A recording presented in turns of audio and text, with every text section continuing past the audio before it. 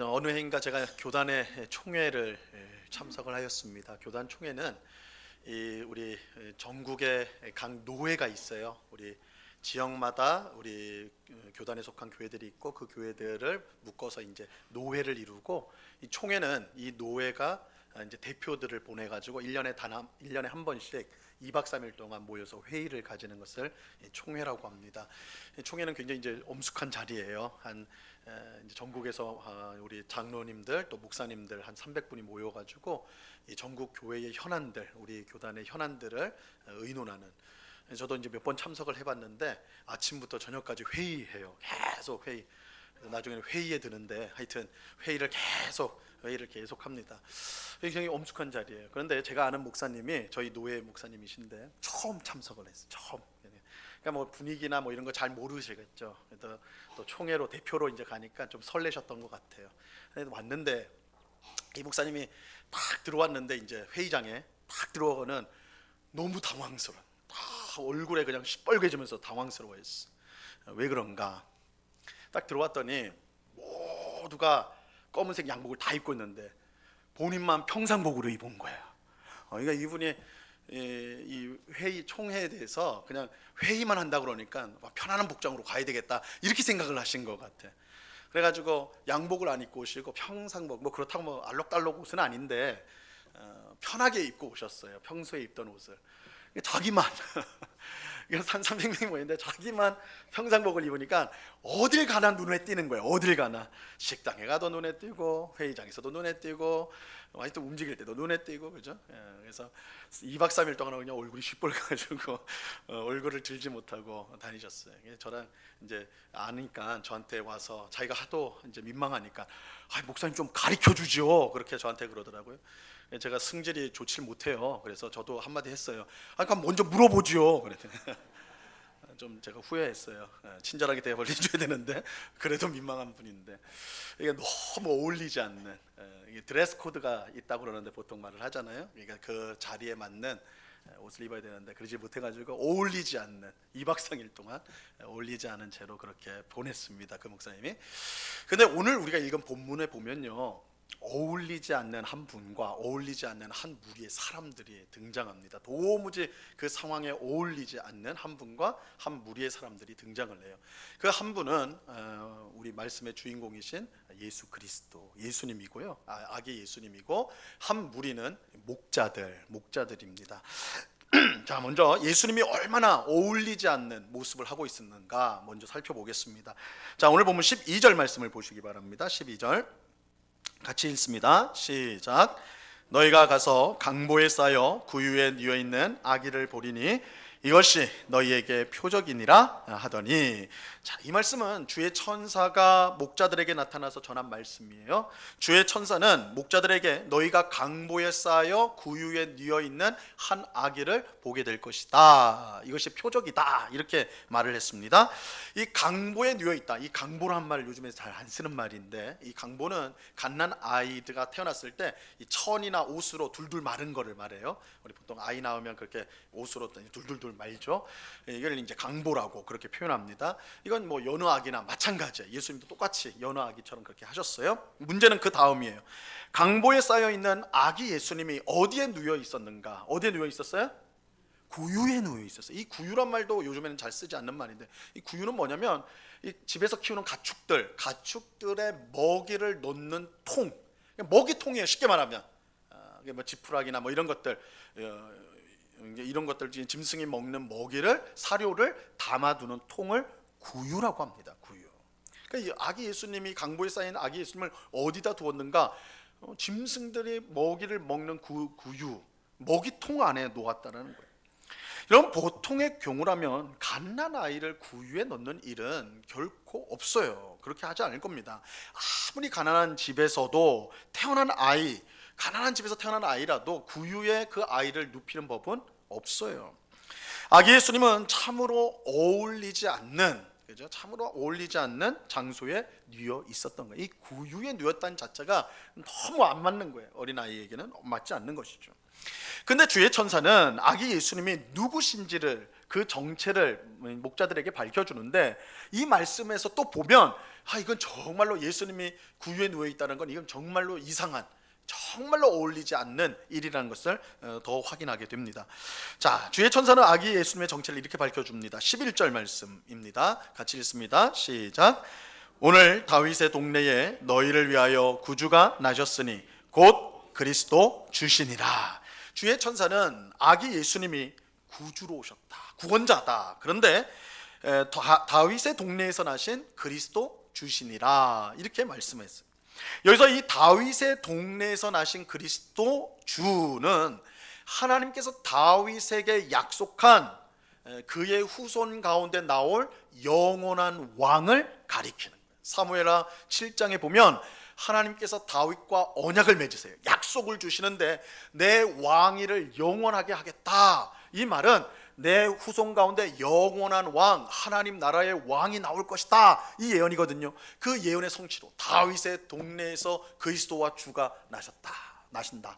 이거는 이 다윗에게 주신 언약대로 영원한 왕이다는 거예요. 영원한 왕. 근데 그 영원한 왕이 이 땅에 오셔서 무엇을 하는가? 세상을 구원하신다. 그게 구주라고 말하는 구주. 그래서 천사는 구주가 나셨다고 말을 하는 것이죠. 예수님은 세상을 구원하는 구원자이고 왕이세요. 무엇보다 왕이시에요. 자, 이렇게 보면 아기 예수님이 구유 위에 누워 있다는 것은 얼마나 어울리지 않는 일인지를 우리가 분명히 알 수가 있는 것이죠. 보통의 아기도 절대 구유에 누이는 법은 없어요. 하물며 온 세상의 왕이신 아기 예수님이 어디에 누웠어요? 구유에 누웠어요. 너무너무 안 어울리는 일이죠. 정말 어울리지 않는 일입니다. 자, 그런데 이것은 아기 예수님만 그런 건 아니에요. 그를 축하하러 온 목자들도 마찬가지였습니다. 세상을 구원하기 위해 왕이신 예수님이 태어났는데 이 소식은 정말로 놀랍고 위대한 소식이죠. 여러분, 세상의 구원자가 이 세상에 오셨어요. 하나님의 아들이 이 세상에 오셨어요. 이 소식보다 중요하고 이 소식보다 위대한 소식은 없을 것입니다. 그래서 주의 천사는 이 소식을 전하지 않고는 배길 수가 없었어요. 그래서 내가 세상에 가서 이 소식을 전해야 되겠다라고 생각을 하였습니다. 그래서 세상에 나타났는데 누구에게 나타났는가? 여러분, 세상의 왕, 그죠? 그리고 이 세상에 하나님의 아들이 이 세상에 오셨다는 이 중요하고 이 위대한 소식을 제일 먼저 듣기에 합당한, 어울릴 만한 사람들은 어떤 사람들일까요? 아마 세상에서 가장 중요한 사람들이겠죠. 온 세상에 왕이 오셨다. 만약 그렇다면 그 당시에 세상에서 가장 위대한 왕이라 일컫는 로마 황제, 그죠? 가장 큰 제국을 이끌었던 로마 황제에게 이 소식을 전하는 거 좀 어울리는 일이겠죠. 아니면 예수님은 이스라엘 땅에 태어났으니까 그 당시 이스라엘을 다스리고 있었던 헤롯 대왕에게 알리는 거, 그것도 적당한 어울리는 일이 될 거예요. 아니면 예루살렘 성전을 관리하고 있는 거기에 가장 위에 있는 대제사장에게 이 소식을 알리는 것, 그것도 어울리는 일이 될 것입니다. 그러니까 가장 중요한 사람들에게 이 중요하고 위대한 소식을 제일 먼저 전하는 것과 어울리는 일일 거란 말이에요. 하지만 놀랍게도 주의 천사가 찾아간 사람들은 이런 중요한, 우리가 생각할 때 중요한 사람들이 아니었어요. 자, 오늘 본문 8절과 9절을 보시기 바랍니다. 8절과 9절 같이 읽어봅니다. 시작. 그 지역의 목자들이 밤에 밖에서 자기 양떼를 지키더니 주의 사자가 곁에 서고 주의 영광이 그들을 두루 비추매 크게 무서워하는지라. 이 주의 천사가 찾아간 사람들은 밖에서 자기 양떼를 지키고 있던 누구요? 목자들이었어요. 목자들을 찾아갔습니다. 우리는 이제 목자들요 굉장히 긍정적으로 생각을 보통은 합니다. 그죠? 낭만적이고 뭔가 이제 보호해주는, 돌봐주는 그런 포근한 이미지로 생각을 해요. 실제로 성경은 이 목자를 아주 긍정적으로 그립니다. 하나님의 사람이었던 다윗의 직업이 목자였죠. 원래 목자였습니다. 그래서 목자가 시편 23편, 그 유명한 시편에서 뭐라고 그래요? 여호와는 나의 목자시니. 예수님도 나는 선한 목자다 이렇게 표현을 하시니까 이 성경은 굉장히 목자를 긍정적이고 어떤 좋은 이미지로서 말을 해주고 있어요. 하지만 예수님 당시의 사람들, 그 당시 사회에서 이 목자는요 절대 긍정적이지 않았습니다. 그래서 당시 문헌들을 보면 사람들은 목자를요 굉장히 믿지 못할 사람, 거짓말쟁이들, 저들은 허풍, 거짓말, 속이는 자의 대명사가 목자들이었어요.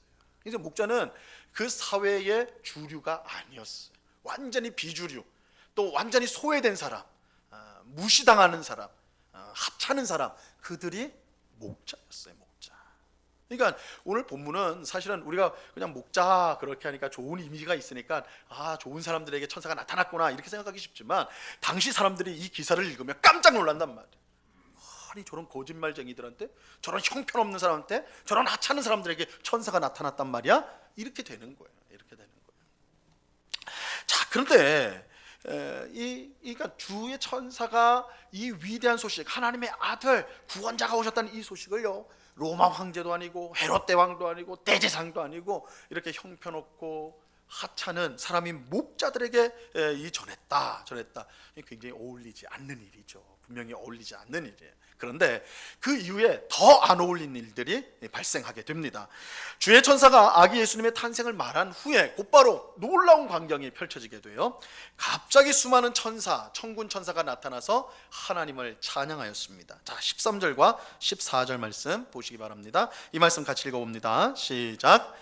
호련히 수많은 천군이 그 천사들과 함께 하나님을 찬송하여 이르되, 지극히 높은 곳에서는 하나님께 영광이요, 땅에서는 하나님이 기뻐하시는 삶들 중에 평화로다 하니라. 이 말씀은 성탄절 딱 생각하면 대표 구절이죠. 하늘에는 영광, 하나님께 영광이요, 땅에는 하나님의 기뻐하신 사람들 중에 평화. 그래서 영광과 평화, 이게 이제 성탄을 대표하는 유명한 구절인데, 이 구절은 사실은 찬송이에요. 찬송. 천사들이 찬송을 해요. 천사들이. 근데 누구 앞에서 이 찬송을 불렀어요? 목자들 앞에서 불렀어요. 목자들 앞에 갑자기 수많은 천사들이 쫙 등장하여서 이 찬송을 불렀던 것입니다. 이건 정말 안 어울리는 일이죠. 정말 안 어울리는 일이죠. 세계에서 가장 유명한 오케스트라 하면 이제 손에 꼽히는 게 몇 개 있더라고요. 그중에 이제 베를린 필하모니 오케스트라 하면 굉장히 유명한 오케스트라입니다. 그래서 우리나라에도 이제 내한 공연을 하러 오는데, 제가 티켓 값을 한번 보니까, 이 수십만 원. 좋은 자리 하려면 50만 원 이상은 줘야 되고, 그럼 공짜라도 가가지고 봐야 되겠다 하면 10만 원이더라고. 이건 엄청나게 비싸요. 그런데 어쨌든 그렇게 이제 기량이 대단한 거죠. 그러니까 우리나라에 와서 내한 공연할 때도 아무 데서나 하겠습니까? 세종문화회관이라든지 예술의 전당 이런 데서만 할 거란 말이야. 근데 한번 상상해 보시라고요. 이 베를린 필하모니 오케스트라가 내한 공연을 하는데 우리 보라매동에 온다고 그러네요. 우리 보라매동에 무슨 홀도 있는 것도 아닌데 어디 오나 했더니 우리 교회 옆에 있는 어린이집에 온다는 거예요. 어린이집에 오는데 왜 언제 맞춰서 오냐면 재롱잔치, 연말 되면 재롱잔치 하잖아요, 아이들. 그때 온다는 거예요. 베를린 필하모니 오케스트라가 와서 슈베르트, 베토벤 이런 곡을 연주한다는 것이죠. 예배 끝나고 저한테 와가지고 거기 어딥니까? 언제입니까? 물어보시면 안 돼요. 상상이라고 그랬어. 절대 그런 일은 일어나지 않아요. 안 어울리잖아요. 어떻게 저희가 어린이집 폄하하는 건 아니에요. 폄하하는 게 아니라 안 어울리잖아요, 그죠? 안 어울리는 일이라고. 그런데 오늘 본문에서는요, 이것보다 훨씬 더 이상한 일, 전혀 어울리지 않는 일이 지금 발생한 거예요. 목자들 앞에 누가 왔어요? 천사 합창단이 온 거예요. 천사 합창단이 와서요, 합창을 해요. 하나님을 찬송하는 노래를 부릅니다. 여러분, 우리 세계에서도 유명한 합창단 리스트인데, 합창단이 다 멋진 노래 부르면 저건 천상의 소리 같다 이러잖아요. 목자들은 진짜 천상의 소리를 들은 거예요. 천사들이 노래를 불렀으니까 하늘의 노래 아닙니까? 목자들이 하늘의 노래를 들었다니까. 안 어울리잖아요. 그러니까 당시 사람들이 이 소식을 알면요, 분노했을 거예요. 어떻게 그런 형편없는, 어떻게 그런 들떨어진 사람들 앞에서 천사들이 나타나서 노래를 하냐. 말도 안 된다. 이렇게 했을 거란 말이에요. 이거 터무니없는 일이고 어울리지 않는 일이에요. 오늘 본문에 이렇게 돼 있어요. 자, 오늘 본문은 성탄절이 이처럼 어울리지 않는 아기 예수님 어울리지 않다고 그래요. 구유에 있는 거 전혀 어울리지 않다고 그랬잖아요. 아기 예수님과 목자들 전혀 어울리는 대상들이 아니에요. 어울리지 않는 목자들의 이야기. 이 성탄절은 어울리지 않는 사람들의 이야기예요. 아기 예수님은 어울리지 않는 짐승의 구유에 결코 누워 있어서는 안 되었던 분이에요. 목자들은 주의 천사가 왕의 탄생 소식을 제일 먼저 알려줄 대상이 절대 아니에요. 더욱이 그 많은 천사가 그들 앞에서 천사의 합창을 하는 것 전혀 어울리는 일이 아닙니다. 이렇게 보면 성탄절은 어울리지 않는 예수님과 어울리지 않는 목자들이 함께 어우러져서, 어울리지 않는 것들이 어우러져 가지고 이 세상과는 전혀 어울리지 않는 사건이 된 것이 성탄이에요. 이게 성탄의 본질이에요. 어울리지 않는 것과 어울리지 않는 것이 어우러져서 이 세상과 어우러지지 않는, 이 세상과 완전히 다른 그것을 보여주는 것이 성탄입니다. 자, 그렇다면 이러한 사실은 오늘 우리에게 어떤 의미가 있는 것일까요? 여러 가지를 말할 수 있겠지만 분명히 말할 수 있는 한 가지는요, 하나님의 은혜는 어울리지 않는 사람에게 주어진다는 것입니다. 어울리지 않는 사람에게 주어지는 것이 하나님의 은혜입니다. 이것은 은혜를 주기 위해 이 땅에 오신 예수님께서 어울리지 않는 분이 되셨다는 사실과 예수님의 탄생 소식을 제일 먼저 들은 사람들이 이 일에 제일 어울리지 않은 목자였다는 사실에서 우리가 분명히 알 수가 있는 것이죠. 여러분, 우리가 신앙생활을 하면서 제일 많이 말하고 제일 많이 듣게 되는 단어가 있다면 그건 아마 은혜일 것입니다. 은혜, 그렇죠? 기독교 신앙에서 가장 본질적인 것을 찾으라 한다면 은혜일 거예요. 은혜보다 더 중요한 것은 사실은 없습니다. 은혜가 너무너무 중요하니까 우리 성도님들 자녀 낳을 때도 은혜라는 이름 많이 붙여요. 그죠? 이 은혜 너무너무 중요한 거예요. 은혜가 너무너무 중요해요. 여러분, 우리는 은혜로 구원을 받아요. 은혜로 하나님의 자녀가 됩니다. 은혜로 또한 천국을 받게 되고요. 은혜로 모든 것, 우리에게 필요한 모든 것을 하나님으로부터 얻게 됩니다. 이 성도의 삶을 한 단어로 요약하라면 은혜예요. 은혜. 그래서 사도 바울이 자신의 삶을 은혜로 요약을 합니다. 이 유명한 고린도전서 15장 10절에서 그렇게 하죠. 자, 이 말씀 중요한 말씀입니다. 같이 한번 읽어봅니다. 시작. 그러나 내가 나 된 것은 하나님의 은혜로 된 것이니 내게 주신 그의 은혜가 헛되지 아니하여 내가 모든 사도보다 더 많이 수고하였으나 내가 한 것이 아니요 오직 나와 함께 하신 하나님의 은혜로라. 그죠? 나의 나 된 것은 뭐예요? 하나님의 은혜다. 내가 나 된 거, 나의 본질, 나라는 사람, 그게 뭐예요? 은혜라는 거예요. 하나님의 은혜. 하나님의 은혜가 없으면 바울이 없어요. 왜냐면 은혜가, 나의 나 된 것이 은혜니까, 하나님의 은혜니까. 하나님의 은혜가 없이는 내가 아니에요. 성도가 그래요. 하나님의 은혜가 아니면 성도는 아무것도 아니에요. 이게 이제 사도 바울의 고백일 뿐만 아니라 사실 우리 모두의 고백이기도 한 것이죠.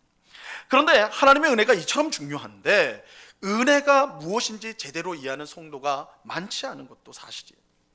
여러분, 은혜가 무엇입니까? 이런 질문이 되게 어려운 질문이에요. 우리가 늘 은혜 받았다, 은혜를 끼쳤다, 은혜스럽다, 뭐 이렇게 은혜를 많이 말하지만 그래서 은혜가 뭡니까? 라고 물으면 사실 답하기가 쉽지가 않단 말이에요. 근데 이 은혜가 뭐냐? 오늘 본문에 따르면 은혜는 어울리지 않는 거예요. 어울리지 않는 게 은혜예요.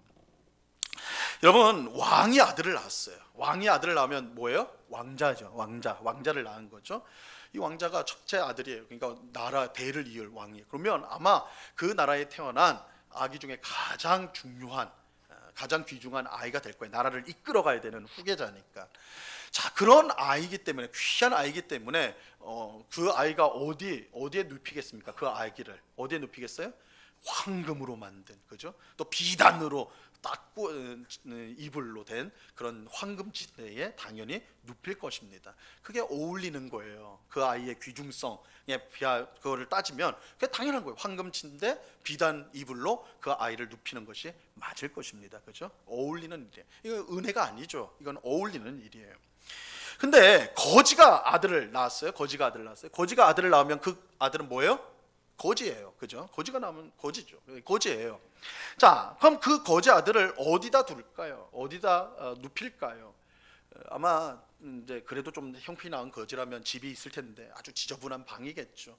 그 방 안에 아주 남이 쓰다 버린 그 이제 뭐 헝겊 같은 거 거기다 놓고, 그래도 아기니까 거기에 눕힐 거란 말이에요. 그죠?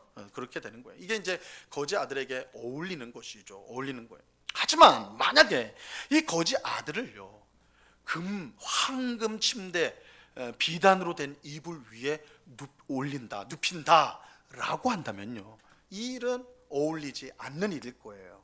이것이 은혜예요. 어울리지 않는 것, 이게 은혜예요. 이게 은혜. 하지만 우리는 은혜를 항상 말하면서도요, 어울리지 않는 일을 사실은 싫어해요. 그러니까 은혜를 싫어합니다. 이 은혜를 싫어합니다 이렇게 말하면 에이, 우리가 은혜를 왜 싫어합니까? 다 그러겠지만 어울리지 않는 것을 싫어합니다. 실제로 우리는 어울리지 않는 걸 싫어해요. 여러분, 어떤 성도가 원망과 불평이 많을까요? 어떤 성도가 원망과 불평이 많을까요? 열심히 신앙생활하는 성도가 불평과 원망이 많을까요? 대충 신앙생활하는 성도가 원망과 불평이 많을까요? 어느 쪽이 원망과 불평이 많을까요? 어려운 문제가 아닌데 열심히 하는 성도가 원망과 불평이 많습니다. 여러분, 대충 신앙생활하는 분들은요, 별로 원망과 불평이 없더라고요. 왜냐하면 어려움이 오잖아요. 내가 신앙생활 제대로 못해서 이런 거야, 그냥 넘어가요. 내가 왜 이렇게 복 못 받는 거, 내가 대충 신앙생활 했으니까 그렇게 돼요. 그러니까 원망 불평이 별로 없어요. 자기가 안 했으니까. 그런데 열심히 예배드리고 말씀도 열심히 읽고 기도도 열심히 하고 봉사도 열심히 한 그 성도는요, 삶에 어려움이 오잖아요, 실패가 오잖아요. 그럼 어떻게 해요? 어떤 마음이 바로 듭니까? 하나님 어떻게 이럴 수 있냐? 내가 이렇게 열심히 하나님 섬겼는데, 내가 이렇게 열심히 봉사했는데 하나님 나한테 이렇게 해줄 수가 있냐? 그렇죠? 그러니까 조금만 서운한 일이 있어도, 조금만 잘못이 있어도 막 입이 이렇게 나오는 거예요. 하나님 다 아시는데, 하나님 아시면서 나한테 이렇게 대할 수가 있어요? 복 줘야죠. 더 화나는 것은 대충 신앙생활이 나보다 더 잘 사는 것 같아. 그러면 분노가 일어나는 거죠. 하나님 어떻게 그럴 수가 있냐? 이게 어울리는 일이에요. 하나님, 내가 열심히 한 사람에게 복 주는 거, 그거 어울리는 일이에요. 대충 한 사람에게 대충 되는 거, 그거 어울리는 일이죠. 그렇죠? 우리는 그렇게 생각을 하는 거예요. 그렇게. 여러분, 우리는 은혜가 중요하다는 걸 알아요. 그래서 은혜 받기를 간절히 기도합니다. 하지만 어울리지 않는 일을 싫어해요. 은혜를 싫어한다니까요. 희한하죠. 은혜를 싫어해요. 왕이신 예수님이 구유에 누워 있는 것을 이해하지 못해요. 그냥 성경에서 그렇게 되니까 그렇구나. 근데 그거 생각해 보면 어울리지 않잖아요. 하나님의 아들이면 마땅히 황금 침대에 눕혀야지. 그렇죠? 받아들일 수 없어요. 예수님의 탄생 소식이 왜 가장 하찮게 여기지는 목자들에게 제일 먼저 전해졌는지 도무지 이해할 수가 없어요. 우리는 은혜를 달라고 기도하면서 실제로는 은혜 없이 살아가고 싶어 해요. 하나님, 그냥 어울리게 해주세요. 내가 열심히 했잖아요. 열심히 한 만큼 주세요. 은혜 없이 살고 싶어요. 여러분, 우리가 드리는 기도의 내용을 한번 잘 살펴보시라고요. 우리 지난 주간에 드렸던 기도의 내용을 한번 생각을 해보세요. 보통 하나님, 사업을 하는 분은 사업 잘 되게 해주세요. 직장인분 승진하게 해주세요. 돈을 좀 여유 있게 벌어서 좀 편안하게 살고 또 다른 사람도 도와주고 좀 그렇게 좀 잘 되게 해주세요. 이렇게 기도할 거 아닙니까? 또 건강을 위해서 기도하겠죠. 아픈데 하나 없이 건강하게 살게 해주세요.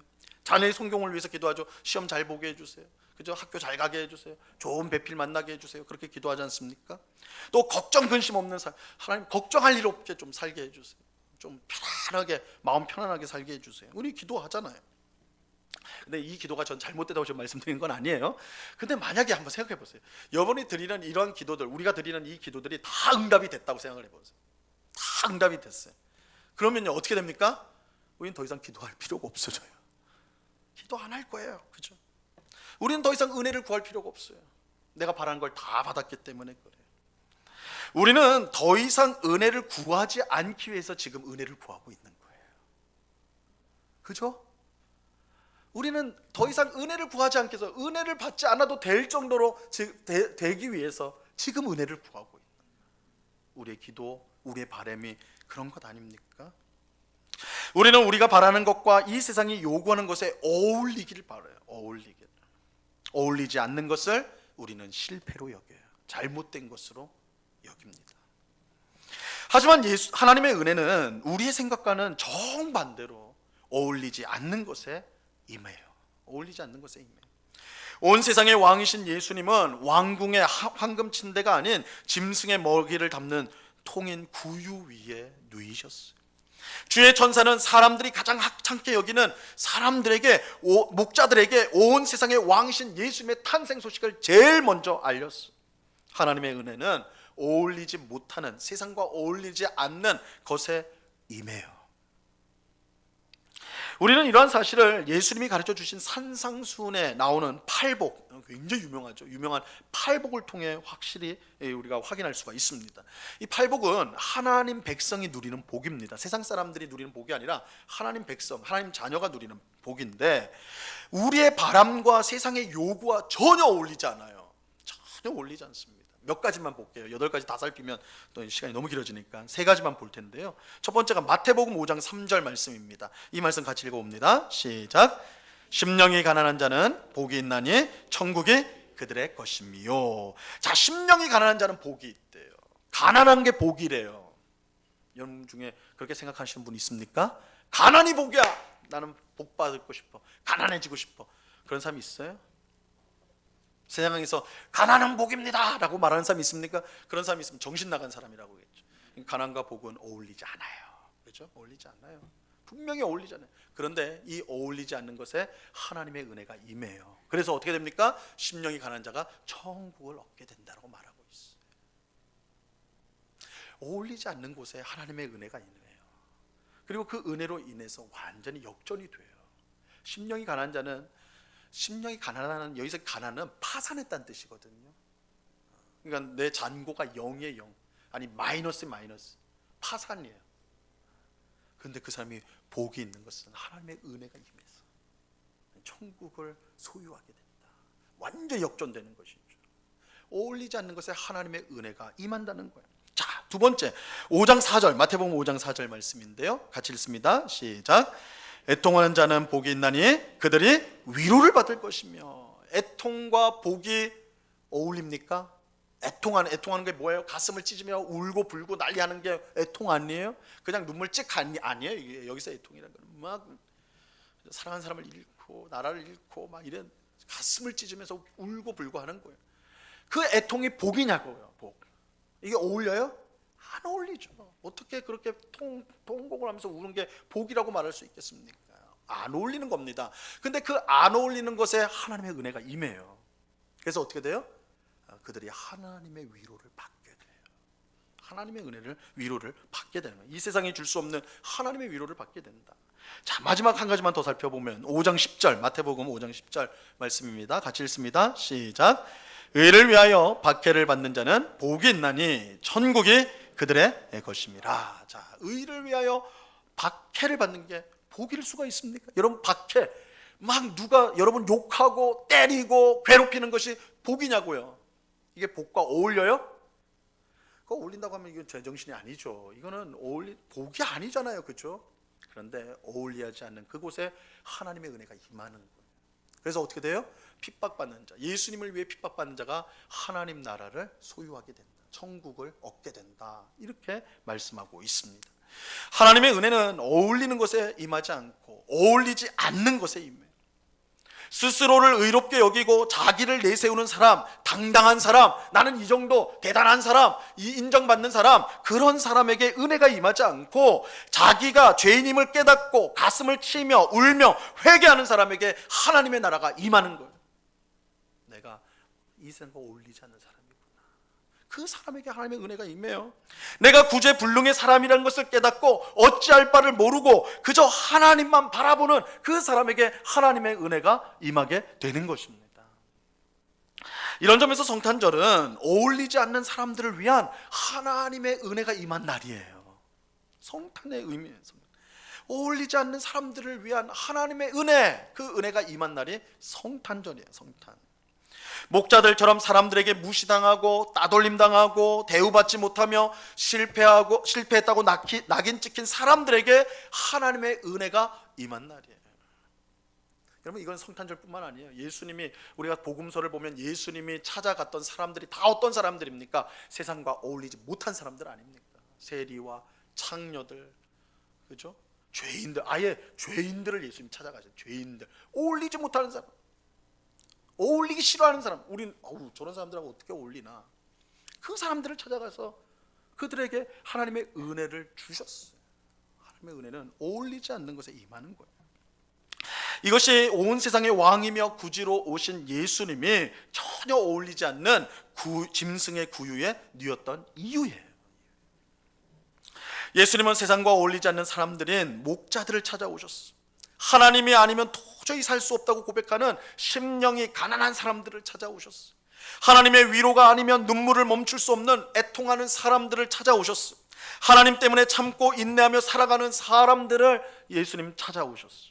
하나님이 아니면 도무지 살 길이 보이지 않는 그런 사람들을 예수님 찾아오신 것입니다. 성탄절은 하나님께서 이처럼 세상과 어울리지 않는, 어떻게 보면 실패한 것 같고 변두리에 있고 내가 어떻게 살아야 되는가 답답한 상황이 있는 그런 어울리지 않는 사람들에게 은혜를 베풀기 위해 예수님이 오신 것입니다. 우리 모두가 이 예수님의 성탄을 통해서 어울리지 않는 사람에게 주시는 하나님의 은혜를 풍성히 받을 수 있기를 간절히 바랍니다. 여러분, 은혜를 사모한다는 것은요, 우리가 하나님 앞에 당당한 사람이 되고자 하는 것이 아닙니다. 그게 예수님이 그렇게 비판하고 책망하였던 바리새인들이 걸어갔던 길이에요. 그들은 하나님의 은혜를 구한다고 하면서 스스로의 의의를 높였어요. 하나님 앞에 당당하기를 원했어요. 하나님 앞에 큰 소리 치기를 원했어요. 그러나 그 사람들에게는 하나님의 은혜가 임하지 않습니다. 어떤 사람에게 은혜가 임합니까? 하나님 앞에서 자신의 가슴을 치며 감히 고개도 들지 못하고 나는 하나님 죄인입니다, 하나님의 은혜가 없이는 살 수가 없습니다, 나는 어울리는 사람이 아닙니다, 이렇게 고백하는 사람에게 하나님의 은혜가 임하는 거예요. 예수님이 바로 그 사람을 찾아오신 것입니다. 우리가 세상에서 어울리지 않는 사람이라는 것은요, 내가 쓸모없는 사람이거나 실패한 사람이란 뜻이 아닙니다.